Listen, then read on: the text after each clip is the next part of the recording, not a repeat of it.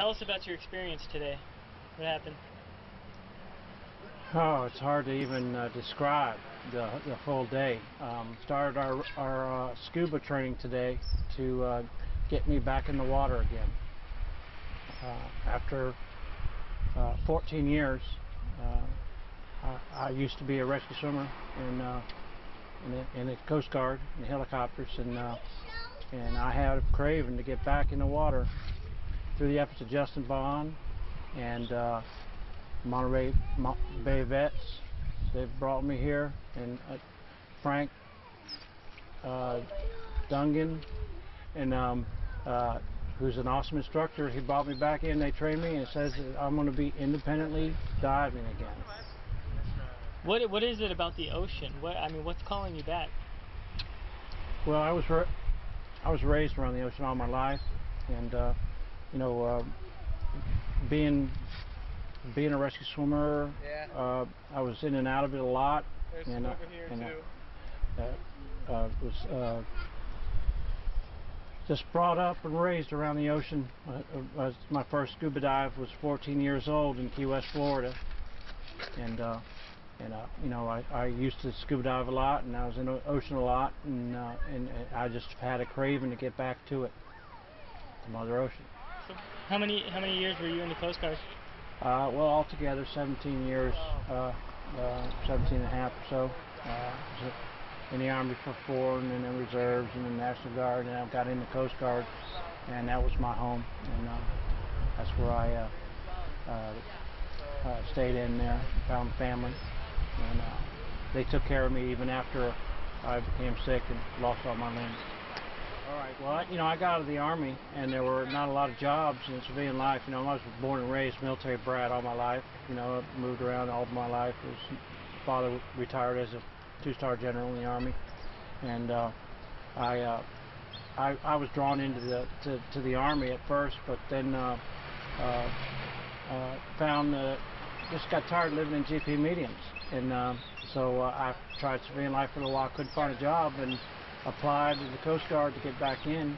Waited a year to get back in, and then they brought me in. And when they did bring me in, they told me it was going to be just like a family, and they were a family to me.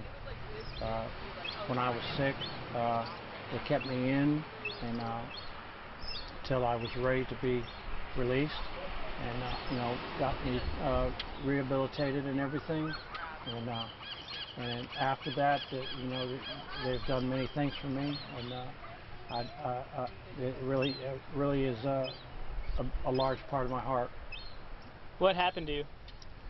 Well, I had a bacterial infection. They think I got through the water through my sinuses, and it got in my blood, turned me septic, and I got gangrene, lost all my limbs and some vital organs. Not vital organs, other organs. and so it was about 3 months in the hospital. That was about 14 years ago. Since then, I've been, I was kind of in a funk for about 12 years, and then I went to the Winter Sports Clinic one year, and it just woke me up. And soon after that, I was selected as National Disabled Veteran of the Year 2010, and that was just a whirlwind year. I met a lot of people and a lot of different causes, and I hope to help continuing towards those causes. What does Justin mean to you? Justin Bond is a very motivated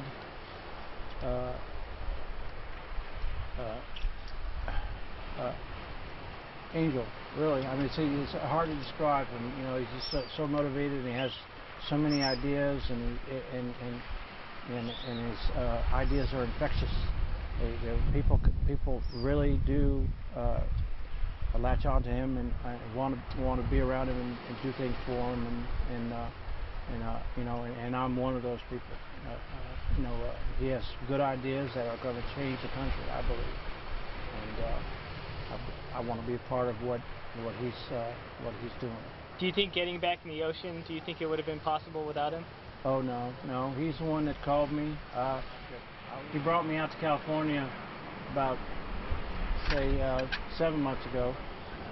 We went out fishing on the boat, and Monterey Bay Vets boats, their main voyage of their Liberty, and went out fishing and just had a grand day of it. And while we were talking, I just said that it was just nice to be on the water again, and it was nice being on the boat, and I would love to get back in the water again. And he took that idea and ran with it, and then set all it up, and got the best, I think, disabled dive instructor in the world to help me, and is now is going to become reality for me.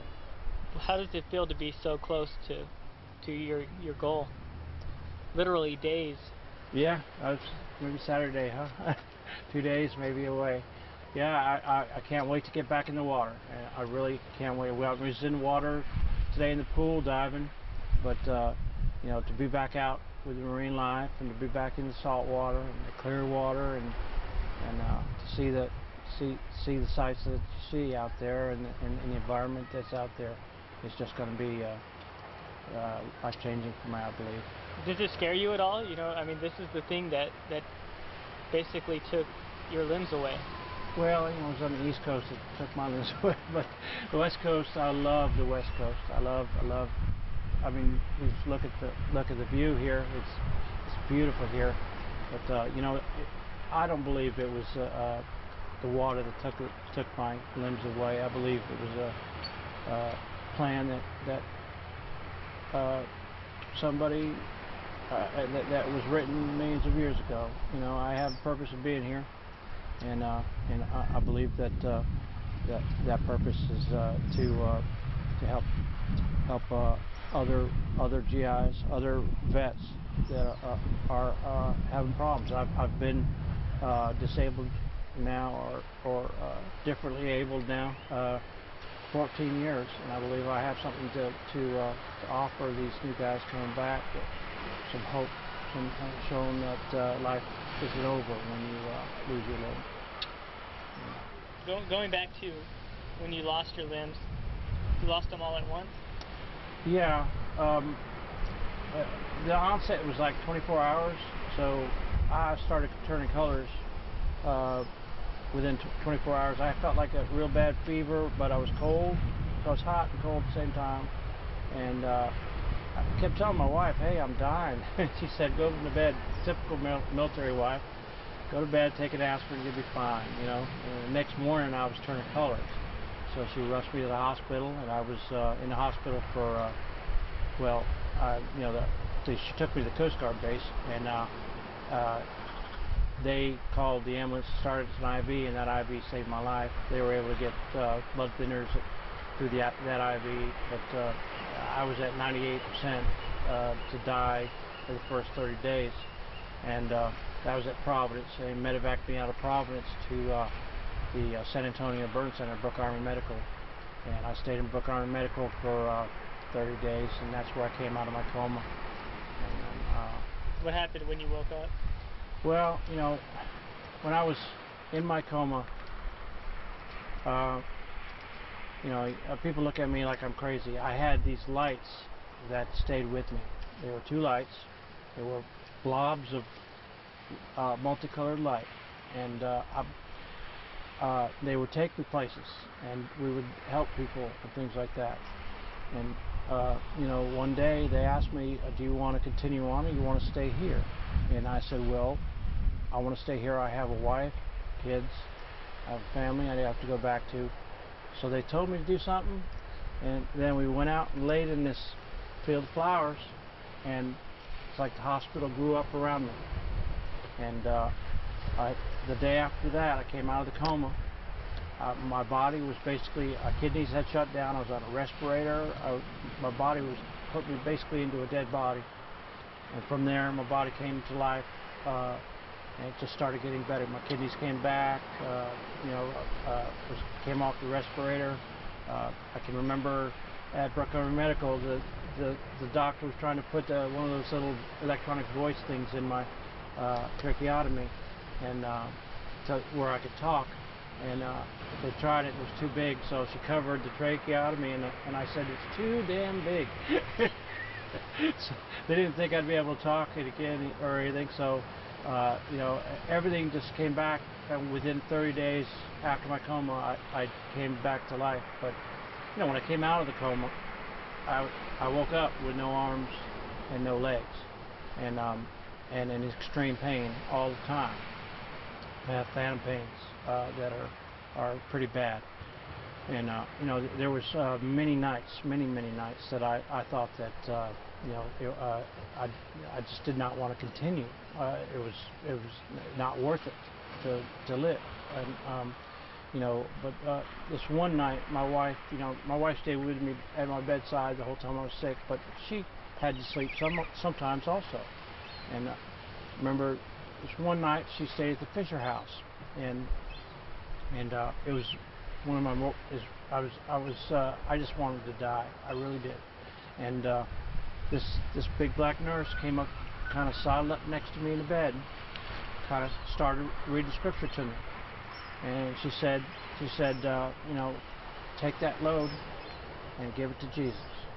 And I did, and from then on, my life has been just unimaginable. I'm a different person than from when I was before. I wasn't a good guy before, and I try to be a good guy now. You know, I believe that I have a purpose here, and